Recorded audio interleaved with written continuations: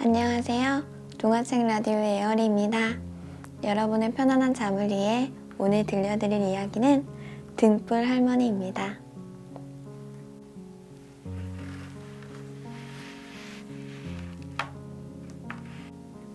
깊고 험한 산중 마을 외딴 곳에 오두막집 한 채가 있었습니다.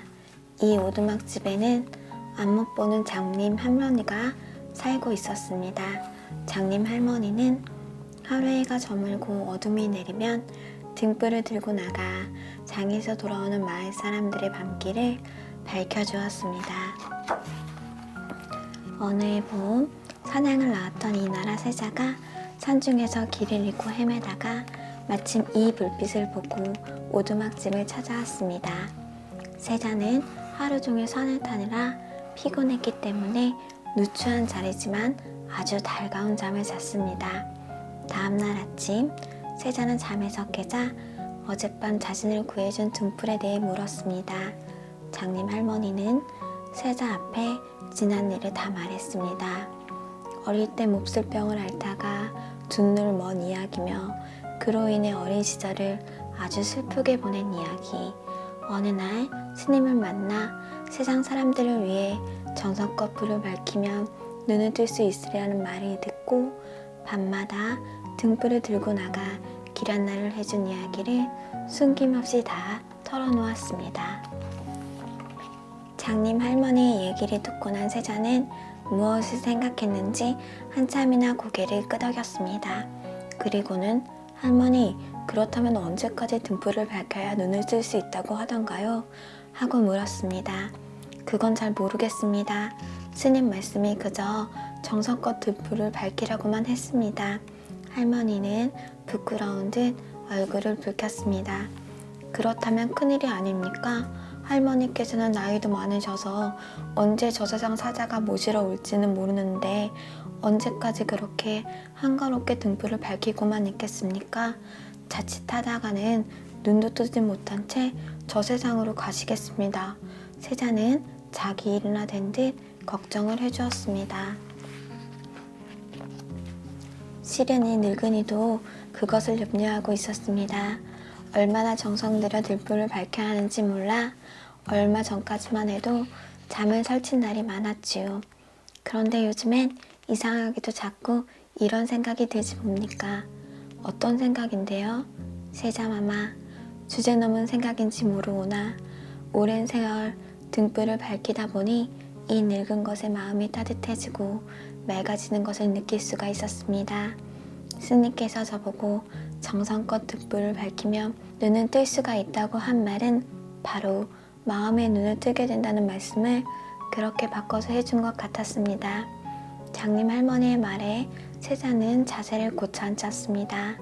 그리고는 이 늙고 불쌍한 할머니의 손을 꼭 잡았습니다. 할머니, 세자인 제가 어제 길을 잃기를 참 잘한 것 같습니다. 만약 길을 잃지 않았다면 할머니같이 아름다운 분을 만나지 못했을 게 아닙니까?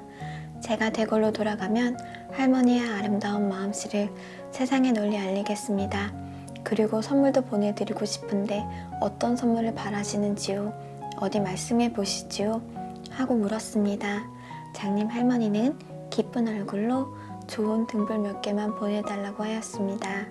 세자는 기꺼이 약속을 했습니다. 세자 일행은 그날 오후 대궐로 돌아갔습니다. 며칠 후 대궐로부터 등불 한 개짝이 말에 실려 내려왔습니다.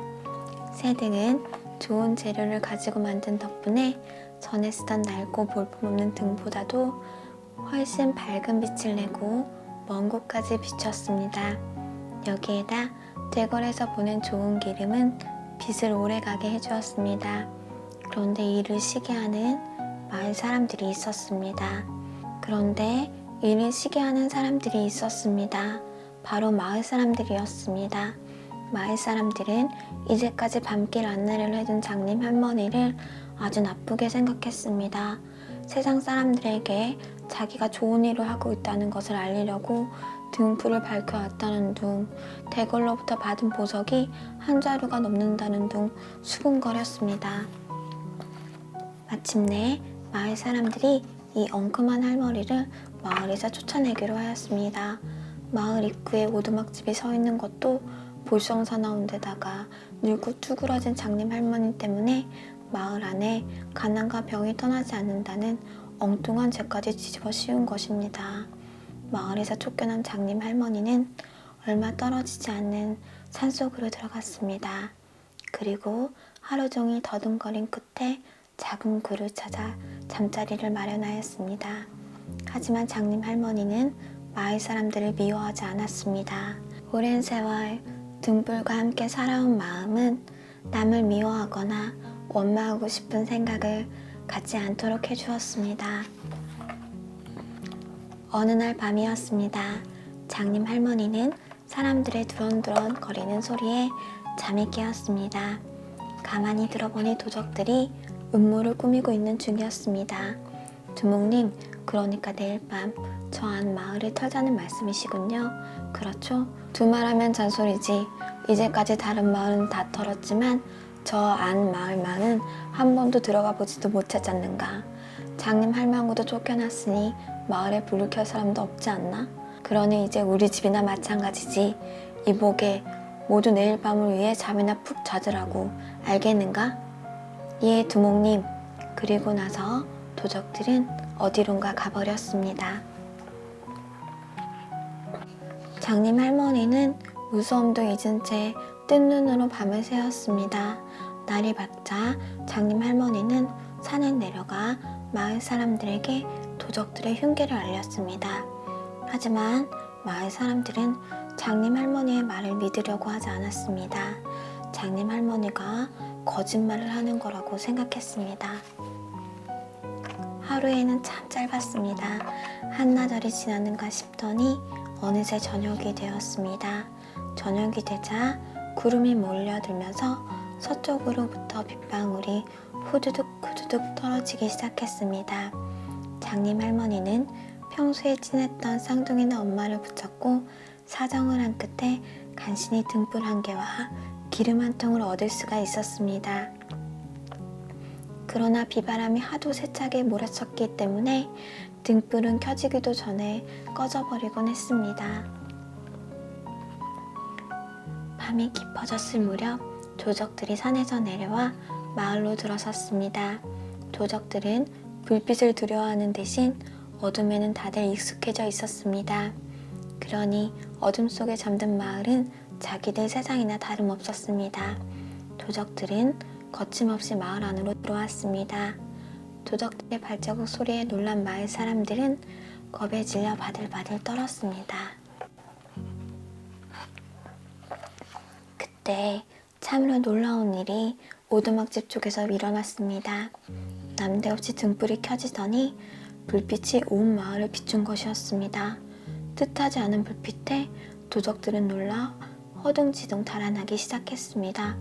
아니, 이런 비바람 속에서 등불이 켜지다니 장님 할머니도 없는데 누가 켰을까? 도적들은 걸음아 나살려라 하고 허둥대며 달아났습니다. 마을 사람들도 모두 등불을 보았습니다. 그리고 이런 때에 등불이 켜진 것에 대해 모두 고마워했습니다. 오, 너무도 고맙군. 하마터면 큰일이 날 뻔하지 않았나? 도적들은 몰아댄 저 등불. 헌데 등불치고는 좀 이상하지 않은가? 그러게 말일세. 이런 비바람 속에서도 꺼지지 않는 저런 등불을 본 건 처음일세 그려. 누가 그렇게 고마운 마음에 등불을 켠 것일까? 마을 사람들은 고마운 등불을 베개 삼아 그 밤을 따뜻하게 잘 수가 있었습니다. 다음날 아침 해님은 산중 마을이 잊지 않고 찾아왔습니다. 마을 사람들은 어젯밤 얘기를 하며 등불이 켜졌던 곳을 향해 올라가다 말고 오두막집 앞에서 모두 장승처럼 서버리고 말았습니다. 다 찌그러져가는 오두막집 마당에 온몸이 쑤시된 장님 할머니가 누워있었기 때문입니다. 어젯밤 장님 할머니는 비바람 때문에 등불을 켤 수 없게 되자 자기 몸을 태워서 등을 밝힌 것입니다. 그날부터 마을 사람들은 이 오두막집 처마 끝에 등을 달아놓고 밤이 오면 서로 돌아가며 등에 불을 넣어 주었습니다. 그리고 저 아름다운 장님 할머니를 오래오래 생각하였습니다. 오늘의 이야기는 여기까지입니다. 여러분 모두 잘 자요.